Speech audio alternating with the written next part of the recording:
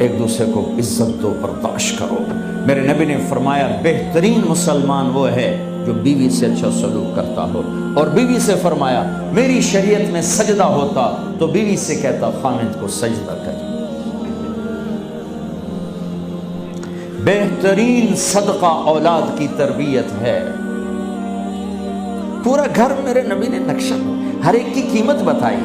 ماں تیرے قدموں تلے جنت، کاش میری ماں زندہ ہوتی، تم دیکھتے میں کیا کرتا، میں عشاء کی نماز کے مصلی پر ہوتا، میں سورۃ فاتحہ پڑھ رہا تھا، ادھر سے آواز آتی میری ماں کی محمد، تو میں نماز توڑ کے کہتا لبیک اماں جان۔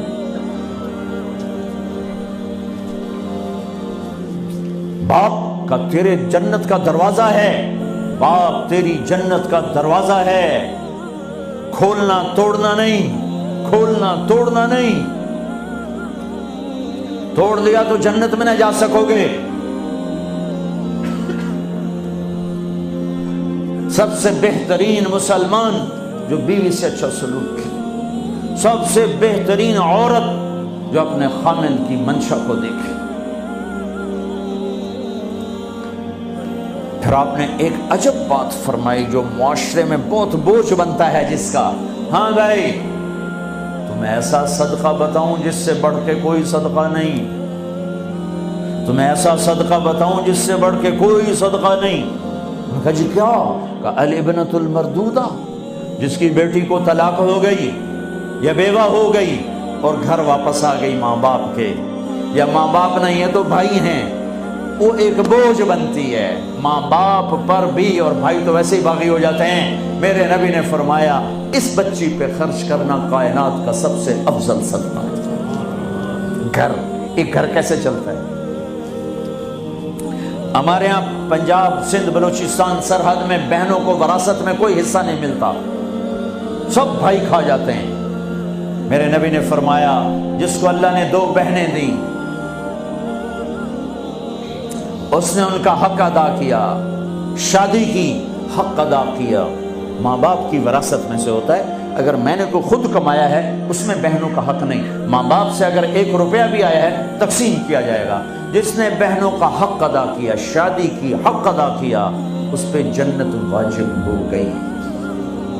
جس کو اللہ نے 3 بیٹیاں دی، اس نے ان کی ڈولی اٹھائی، وہ جنت میں میرے ساتھ یوں ہوگا۔ ایک بولے اگر 2 ہوں، کہ جس نے 2 بیٹیوں کی شادی کی وہ بھی ایسے ہوگا۔ اللہ بھلا کرے۔ ایک صحابی کا کہ جس کی 1 ہو، کہ جس کی 1 ہے، اگر اس نے اس کو عزت سے رخصت کیا تو وہ بھی میرے ساتھ ایسے ہی ہوگا۔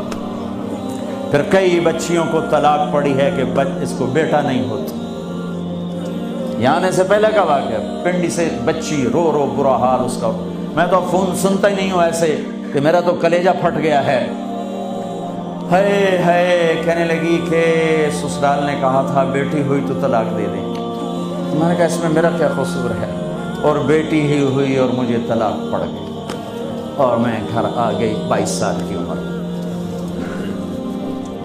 بیٹی دینے والا اللہ اور ظلم کرنے والا سسرال۔ میرے نبی کو اللہ نے بیٹے دے کے اٹھا لیے، قاسم اٹھا لیے، عبداللہ اٹھا لیے، ابراہیم اٹھا لیے، 4 بیٹیاں دی، 3 زندگی میں اٹھا لی، زینب، ام کلثوم، رقیہ، تینوں آنکھوں کے سامنے چلی گئیں۔ فاطمہ سے نسل چلی، آپ نے فرمایا لوگوں کی نسل بیٹے سے چلتی ہے، میری نسل میری بیٹی فاطمہ سے چلی۔ اس لعنت کو دھویا۔ عورت کا کیا قصور ہے اگر اس بیچاری کو بچیاں ہو رہی؟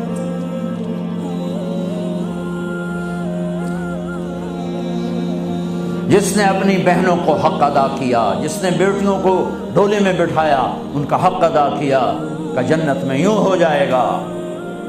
بہنوں کو دینا اتنا ضروری ہے، حرام ہو جاتی ہے روٹی۔ میں نے مولانا جمشید صاحب میرے استاد ہیں، میں نے ان سے تفسیر پڑھی۔